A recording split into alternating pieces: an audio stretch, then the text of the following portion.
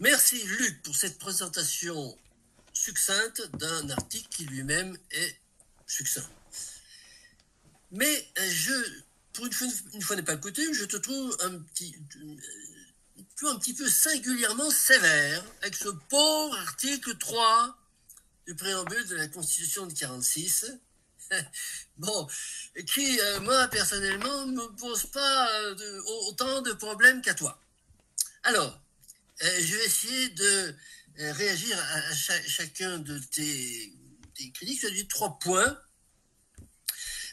Tu as dit, tu as parlé du droit de vote des femmes. Bon, en 46, lorsque le préambule a été écrit et qu'il est bon, les femmes n'avaient pas encore le droit de vote, c'est-à-dire que ça a permis de leur donner le droit de vote. Oui, bon, c'est plutôt bien. Bref. Bon, deuxièmement, alors là, je trouve que c'est un petit peu, un petit peu poussé de dire que la formulation de cet article permet d'imaginer qu'on puisse avoir, pourquoi pas, un droit des femmes supérieur à celui des hommes. Bon, il me semble que c'est de la surinterprétation, là, quand même. Voilà, c'est mon point de vue. Ensuite, tu dis, on parle d'hommes, on parle de citoyens, on parle d'hommes et de femmes, mais où sont les citoyens? Les citoyens, est-ce que c'est un homme, est-ce que c'est une femme, est-ce que c'est un résident? Alors, effectivement, là où je suis tout à fait d'accord avec toi, c'est la nécessité qu'il va y avoir, qui n'a jamais été prise vraiment bien en compte, de définir réellement ce que c'est qu'un citoyen, de réellement définir ce que c'est qu'un homme et une femme, et puis un résident. Bon, c'est un domaine qu'on a souvent effleuré, mais qu'il va falloir creuser, ça, je suis tout à fait d'accord avec toi. Mais je n'en tire pas, pour ce qui concerne l'article 3, la même conclusion que toi, à savoir lui donner une pénalité. Je relèverai simplement une chose. C'est la comparaison de cet article 3 du préambule de la Constitution de 1946 avec la Déclaration des droits de l'homme et des citoyens de 1789, qui ne parle que de citoyens. Il ne parle pas d'hommes et de femmes. Bon. Et il ne parle pas de citoyennes. Or, tout le monde sait bien que dans les agoras, les assemblées spontanées, les sections parisiennes, etc., bon, les femmes s'exprimaient autant que les hommes, hein, et que on les appelait citoyennes, un tel, tu as la parole, citoyen, un tel, voilà. Bon. Or, il faut quand même remarquer une chose qui n'est pas souvent citée. Alors, je suis là aujourd'hui pour essayer de rétablir cet oubli historique, et que cette appellation de citoyenne, qui a été quand même constitutive de beaucoup de choses pendant cette période de 4 ans, entre 89 et 93-94, eh bien, on ne la retrouve pas dans la DDHC. Et du coup, on pourrait très bien, si je voulais ergoter aussi de façon aussi rigoureuse que Luc, je dirais que tout ce qui vient après est contraire à la Constitution de 1789, et notamment lorsque le préambule de 46 dit que les femmes ont les mêmes droits que les hommes, de ce point de vue, il contredit la DDHC, qui, elle, ne parle que de citoyens au masculin, donc il ne parle que des hommes, d'autant plus que les femmes n'avaient pas le droit de vote et n'ont pas eu le droit de vote. Voilà, mais même à la Révolution de 48, elles n'ont pas eu le droit de vote, et voilà. Donc ces femmes qui s'exprimaient dans les sections n'avaient pas le droit de vote, et c'est pour ça probablement qu'on n'en a pas parlé dans la DDHC. Donc la Constitution de 46, elle contredit la DDHC.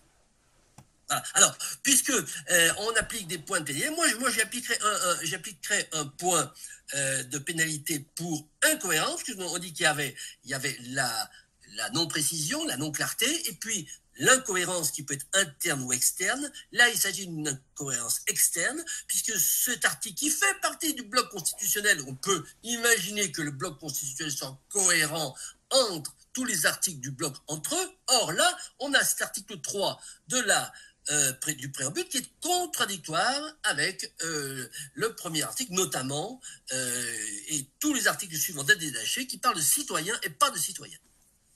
Voilà ce que j'avais à dire. Parfait, Christian.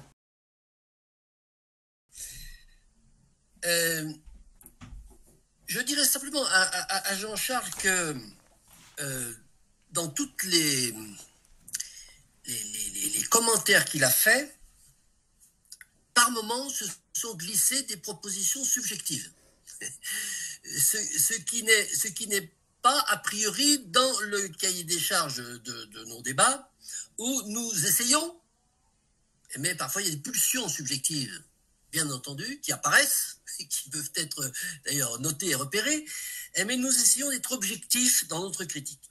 Voilà. Alors, notamment, pour ce qui concerne l'application de cet article 3, lorsque nous disons il y a une contradiction parce que cet article 3 n'est pas appliqué, la preuve, regardez, lorsque les femmes, même encore en 1960, voulaient ouvrir un compte en banque, elles ne le pouvaient pas, ou bien, donc ça c'est, je crois que Jean-Charles qui le disait, et lorsque Luc dit, regardez, pour les gardes d'enfants, bon. Alors, il ne faut pas confondre loi et pratique de différentes corporations. Lorsque la corporation des banquiers dit nous n'ouvrons pas de compte bancaire à la femme, il est en contradiction avec la Constitution.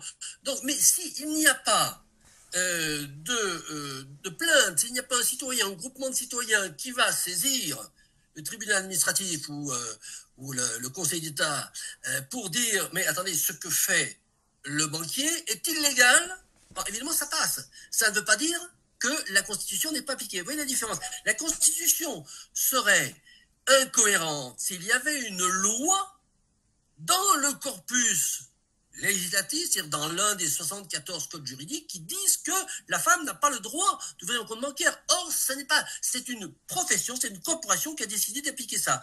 De même, l'exemple de Luc pour la garde d'enfants, lorsque un homme de sexe masculin jugerait que la garde d'enfants a été donnée à son ex-épouse, en contradiction avec ce qui est dit dans le préambule de la Constitution de 46 ayant force de loi constitutionnelle, bon, il pourrait saisir un tribunal sur la base de cet article de la Constitution. Voilà, ça, c'est ça la nuance strictement juridique de l'affaire.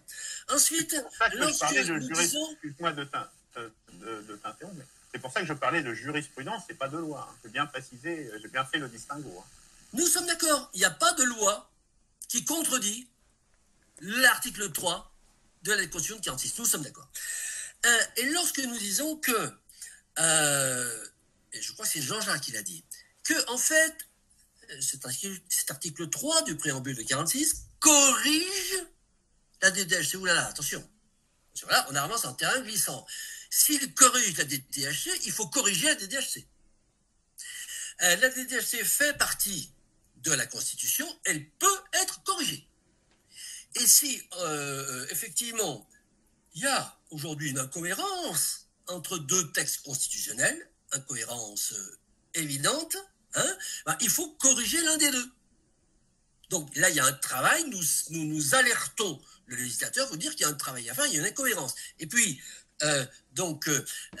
pour, je dirais, appuyer un petit peu plus cette façon de voir les choses, et je répondrai à Guillaume lorsqu'il dit que dans la DDHC, on ne parle pas de l'homme, de la femme, on parle de l'homme avec un petit H, on parle de l'homme et du citoyen. Si tu regardes bien différents articles, de temps en temps, il y a homme, de temps en temps, un citoyen. Il n'y a jamais femme, il n'y a jamais citoyenne. Bon. Et la preuve historique est donnée, c'est qu'il n'y a jamais eu vote des femmes depuis 1189 jusqu'à 46. Bon, voilà. Donc, ça veut bien dire, en tout cas, on ne sait pas ce que ça veut dire. Nous, on constate, on est objectif. L'objectivité, c'est que la DDHC parle d'hommes, elle ne parle pas de femmes. La DDHC parle de citoyens, pas de citoyennes. Et que les femmes du sexe féminin, les homo sapiens de sexe féminin, n'ont jamais eu le droit de vote. Bon. Donc, il y a un réel problème de texte. Et si effectivement il y en a un qui corrige l'autre, ben, il faut corriger celui qui est corrigé.